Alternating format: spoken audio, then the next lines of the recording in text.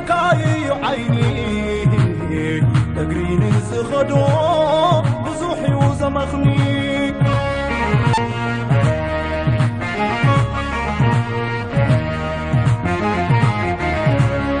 لما زاي تصبي ارقوا حيوت من قدي حموت خيزر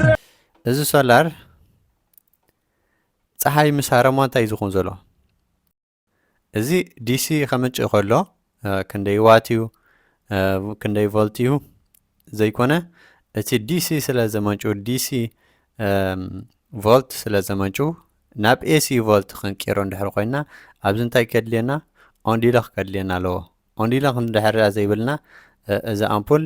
ብዲሲ ኣይኮነን ክበርህ ብኤሲ ክበርህ ብኤሲ ስጋብ ዝበርህ ድማ ኣብዚ ኦንዲሎክ ጌርና ነብርሆ ማለት እዩ እቲ ጽቡቕ ነገር ናይ ሶላር እንድሕር እንታይ እዩ እንድሕር አለና ፀሓይ ኩሉ ግዜ ኣብ ኤርትራ ኣለያ ኣብታ ናይ 3 ወርሒ ንውሕድ ግዜ ክትጸልመት ትኽእል እያ ኣብቲ ዝጸልመተሉ ቆላይ ዋዒ ኣይኮነን ዘድልዮ ፀሓይ ጥራይ ዘድልዮ ኣብቲ ግዜ ክረምቲ ከማን ፀሓይ ኣለያ እቲ ደመና ዳይሃሉ እምበር ፀሓይ ግን ንእሽተይ ትወፅያ እቲ ፀሓይ ግን ንእሽተይ ክወፅእ ከሎ እቲ ኤሌክትሪክ ከመፅእ ይኽእል እዩ ንኣብነት ኣብ በዓል ዓረዛ ደቂ ኣምሓረ ይትከል ኣሎ ኣብ በዓል ዓረዛ ደቂ ኣምሓረ እንታይ ዝኾነ ቦታ እዩ ቆራሪ ብጣዕሚ ቆራሪ ይኮነን ሃሩር ቦታ ኸ ኣይኮነን ማለት እዩ እቲ ንፋስ ከም ዘሎ ኮይኑ ፀሓይ ግን ኣለዎ እቲ ቦታ ንምንታይ ኣብ ንኣብነት ኣብ ባፅዕ ፀሓይ ብዙሕ ፀሓይ ኣለዎ እዩ ሃሩር ወይ ድማ ተሰነይ ክኸውን ይኽእል እዩ ጋሽ ባርካ ክንብል ንኽእል ኢና እቲ ዘድሊ ነገር ናይቲ ሶላር ግና ብዙሕ ከመንጭወልካ እንድሕር ኮይኑ ኣብቲ ኖርማል ቴምፕሬቸር ዘለዎ ክኾን ክኽእል ኣለዎ ኣብ ሃሩር እንድሕር ኮይኑ እቲ ሶላር ዕድመ ኣይክህልዎን እዩ ከምኡ ድማ ብዙሕ ኤሌክትሪክ ከመንጩ ኣይክእልን እዩ ኣሉታዊ ነገር እንታይ እዩ ናይ ሶላር እንድሕር ኣልና ብለይቲ ከብርህ ኣይክእልን እዩ ከምኡ ድማ ብጣዕሚ ክቡር ኢንስታሌሽን ክትገብሮ ብጣዕሚ ክቡር እዩ ማለት እዩ ንኣብነት ናይ ኤርትራ ዝተወሰዳ እንድሕር ገይር ርኢና ናይ ዓረዛ ስጋብ 12-13 ሚሊዮን ዶላር እዩ ዝወስድ ከምኡ ድማ ደቂ ኣምሓረ ን30 ሜጋዋት ስጋብ 50 ሚሊዮን ይኸውን ማለት እዩ ብጣዕሚ ክቡር ማለት እዩ ግና ዜሮ ግና ኣብ ኤርትራ ኣብ ዓድና ብዙሕ ክንጥቀመሉ ንኽእል ወላቲ ናይ ጎደናታት ድዩ ወላቲ ናይ ንእሽተይ ነገር ንገብሮ ከምኡ ድማ ኣብ ገዛውቲ ኣብ ኖርማል ገዛውቲ ኣብ እቲ ዓቕሚ ዘለዎ ሰብ ክእቱ ይኽእል ማለት እዩ ዓቕሚ ሰብ ዘለዎ ሰብ እንድሕር ኣትዩ ኣብ ገዙ ብዙሓት ፓኖሶልያ እንድሕር ገይሩ እዚ ሶላር እንድሕር ኣተኺሉ ናብቲ ኢነርጂ ናይ መንግስቲ ክሸጦ ይኽእል እዩ ኣብ ግዜ ቀትሪ ናብቲ ናይ መንግስቲ ይሸጦ እተን ትካላት ድማ ካብኡ ብዙሕ ፀዓት ይረኽባ ማለት እዩ ኣብዚ እንታይ እዩ ዘድልየና ንእሽተይ ትራንስፎርማተር ኣብ ተኣሽሙ ኣብቲ ቆፃሪት ማለት እዩ ቆፃሪት ንእሽተይ የቕረታ ትራንስፎርማተር ኢልያ ቆፃሪት የድልየና እታ ቆፃሪት እንታይ እያ ትገብር እቲ ዝተጠቀምካሉን እቲ ዘውፃእካዮን ካልክል ትገብር ማለት እዩ ትቆፅር ንኣብነት ስጋብ 10 ኪሎዋት እንድሕር ሸጥካ ናብ ሓይሊ መብራህቲ ምሸት ኮላይ 5 ኪሎዋት እንድሕር ገዚእኻ ካብ ሓይሊ መብራህቲ እቲ ናትካ ዋጋ ተራዩ እቲ 5 ኪሎዋት ዝሸጥካዮ ናብቲ ሓይሊ መብራህቲ ንሱ ይኽፈለካ ማለት እዩ ንስኻ ብኣንጻሩ 10 ኪሎዋት ኣጥፊኻ 5 ኪሎዋት ኣብ ቀትሪ እንድሕር ሸጥካ እንታይ ክኸውን ዘለዎ 5 ኪሎዋት ንስኻ ትኸፍል ኣለኻ ማለት እዩ ንሓይሊ መብራህቲ እዚ ክንጥቀመሉ ንኽእል ኢና ኣብ ኤርትራ ማለት እዩ ቢዮማስ ካብ ጓሓፍ ነገራት ከም በዓል ኣሕምልቲ ኣትክልቲ ዕንጨይቲ ተረፍ መረፍ እንታይ እዩ ዝኸውን እዚ ቢዮጋዝ ይኸውን ብቢዮጋዝ ክሰርሕ ይኽእል እዩ ከመንጭ ይኽእል እዩ ኤሌክትሪክ ካልኣይ ድማ ነቲ ጓሓፍ ኣንዲድካ ንኣብነት ናይ ካብ ሽቓቕ ዝመፅእ ካብ ዓይኒ ምድሪ ዝመፅእ ኩሉ ኣንዲድካ እንታይ ዝኸውን የውዕ ማለት እዩ እቲ ዋዒ ናቱ እቲ ተርሚክ ናቱ ንምንታይ ይጥቀመሉ ንኣብነት ንማይ ተውዕየሉ ማለት እዩ ንማይ ኣውዒኻ ንኣብነት ኣብዚኣ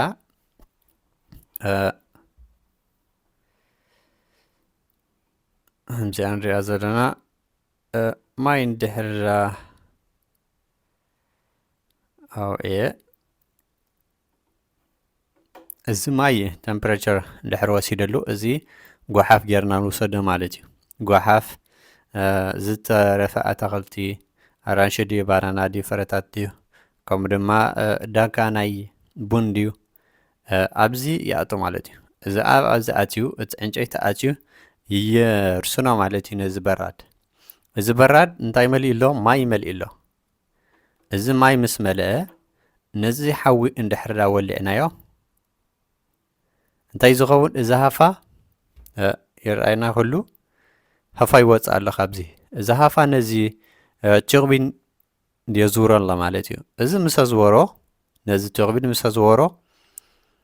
ዓንተቦ ናብዚ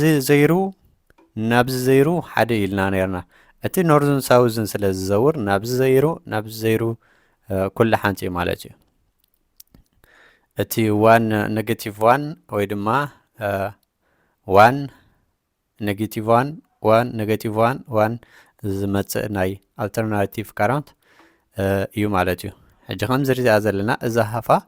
ነዚ የዝውሮ ኣሎ ነዚ ቱርቢን የዝውሮ ኣሎ እዚ ቱርቢን ምስ ዘወረ ድማ ነዚ ኣልተርናተር ኣብ ውሽጢ የዝውሮ ነቲ ኣልተርናተር ምስ ዘወረ እቲ ኖርዝን ሳውዝን ማግኔት ምስ ዘወረ ኣብቲ ልዕሊኡ እንታይ ዘሎ ኣብቲ ኣብ ውሽጢ እቲ ማግኔት ክኸውን ከሎ ብደገ ድማ እንታይ እዩ ዘሎ ስታተር ኣሎ እቲ ክልቶ ካለው ብውሽጢ ስታተር ድማ ኣሎ እቲ ስታተር እንታይ ሒዙ ዘሎ ነሓስ ሒዙ ኣሎ ማለት እዩ ነሓስ ንኣብነት ሰለስተ ፋዝ ክጥቀመሉ ትኽእል ኢኻ ኤል ሓደ ኤል ክልተ ኤል ሰለስተ ማለት እዩ ከምኡ ድማ ሓደ ፋዝ እውን ክትጥቀመሉ ትኽእል ኢኻ በዓል ፍራንስ እንድሕር ኮይኑ ሰለስተ ፋዝ ክኾን ይኽእል እዩ ከምዚ ናይ ስዊዝ እንድሕር ኮይኑ ድማ ሰለስተ ፋዝ ክኾን ይኽእል እዩ ማለት እዩ እሺ ከም ንሪኦ ዘለና እዚኣ ትዘውር ማላ እዚ ሓዊ ነዚ በራድ ገይርዎ ዋላ እቲ ናይ ተርሚክ ዝበልናዮ ዓንተበይ ናይ ኒውክሌር እቲ ኒውክሌር ምስ ተጋጨወ እቲ ፕሮቶንን ኒውትሮንን ከምዚ ሓዊ ጌርና ንሕሰቦ ፕሮቶን ኒውትሮን ምስ ተጋጨወ ኮሌክሲዮን ምስ ገበረ እንታይ እዩ ዝኸውን ምስ ተጋጨወ ዋዒ ይፈጥር ዋዒ ምስ ፈጠረ ቱቦ ብቱቦ ድያ ነይሩ ዓንተወይ እቲ ቱቦ በዚ እንተሓሊፍናዮ ከም ዝበራድ ዝንሪኦ ዘለና እቲ ሃፋ ይወፅእ ማለት እዩ እቲ ማይ ኣይኮነን ዝወፅእ እቲ ማይ ናብዚ ኣቱ እዚ ምስ ወዓየ ሃፋ ይወፅእ እዚ ሃፋ ምስ ወፀ ድማ ነዚ ቱርቢን የዝውሮ እቲ ቱርቢን ምስ ዘወረ ኮላይ ከምዚ ይወፅእ ማለት እዩ ቢዮማስ ፅቡቕ ነገር ዘለዎ ኩሉ ግዜ ክትጥቀመሉ ትኽእል ኢኻ እቲ ጓሓፍ ዘለካ ኩሉ ኣንዲድካ ክትጥቀመሉ ትኽእል ኢኻ እቲ ናትካ ናይ ብቀላ ኣብ ከባቢኻ ድዩ ፅሬት ይኾነካ በቲ ሓደ ነገር ነቲ ከባቢኻ የፅርዮ በቲ ሓደ ነገር ኮላይ ኤሌክትሪክ ትጥቀመሉ ማለት እዩ ጂኦተርሚክ ኣብ ታሕቲ ዝርከብ ዋዒ ኮይኑ ኣብ ትሕቲ መሬት ንታሕቲ ዓሚቕካ ኺዒትካ ዝርከብ ዋዒ እዩ እቲ ዋዒ ንላዕሊ ብቱቦ ጌርካ ኣውፂኻ ንማይ ትውዕዮ ማለት እዩ ነቲ ማይ ኣውዒኻ ከምዛ ክንሪኦ ፀላሕና ሕጂ ናይ ንብነት እቲ ካብ ታሕቲ ዘሎ ዋዒ ናብ ላዕሊ ተውፅኦ ማለት እዩ ቱቦ ጌርካ እቲ ቱቦ ጌርካ ናብ ላዕሊ ምስ ኣውፀኻዮ ማይ ኣብዚ ጌርካ ከምቲ ኒውክሌር ዝበልናዮ ወይ ድማ ቢዮማስ ዝበልናዮ ነቲ ማይ ምስ ሰውዓዮ እቲ ማይ ውዒዩ ድማ እቲ ሃፋናቱ ነቲ ቱርቢን የዝውሮ ማለት እዩ እዚ እውን ሓደ ዓይነት እዩ ከምቲ ናይ ኒውክሊየር ቢዮማስ ማለት እዩ ጽቡቕ ነገር ናይዚ ኩሉ ግዜ ክንጥቀመሉ ንኽእል ኢና ንኣብነት ናይ ትሕቲ መሬት ዋዒ ክውዳእ ኢልካ ኣይሕሰብን እዩ እቲ ዝርከበሉ ቦታ እንድሕር ዘይኮይኑ ግን ነዚ ክትገብር እንታይ መሳርሒ የድልየካ ከምኡ ድማ ክቡር እዩ ክሰርሖ